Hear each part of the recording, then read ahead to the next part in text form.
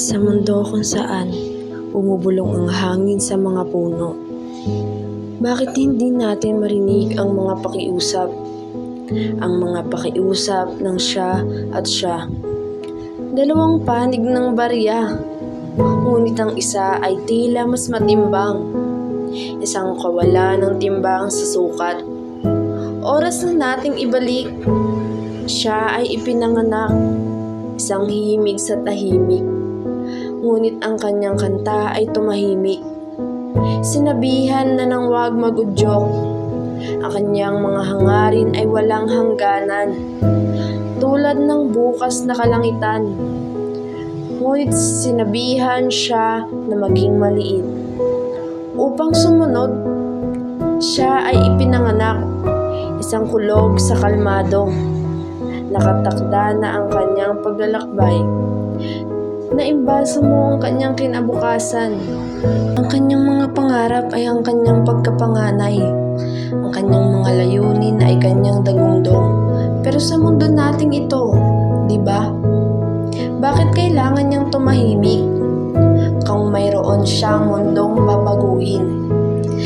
Bakit dapat siyang tumigas? Para hindi gaanong kakaiba? Bakit siya dapat maging mas mababa kung siya ay higit pa? Bakit dapat niyang pasanin ng pasanin ang kanyang sinaunang kaalaman? Sa sayaw ng pag-iral, lahat tayo ay may kanya-kanyang ritmo. Ngunit ang himig ay may kinikilingan mula mismo sa sistema.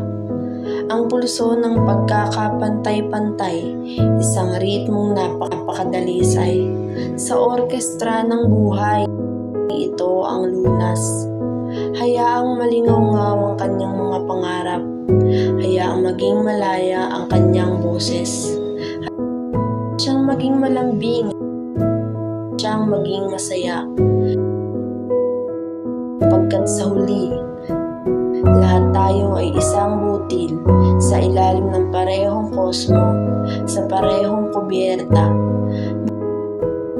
Basagin natin ng kadena, balansihin natin ng sukat para sa isang mundo ng pagkapantay-pantay. Hindi tayo dapat mabigo.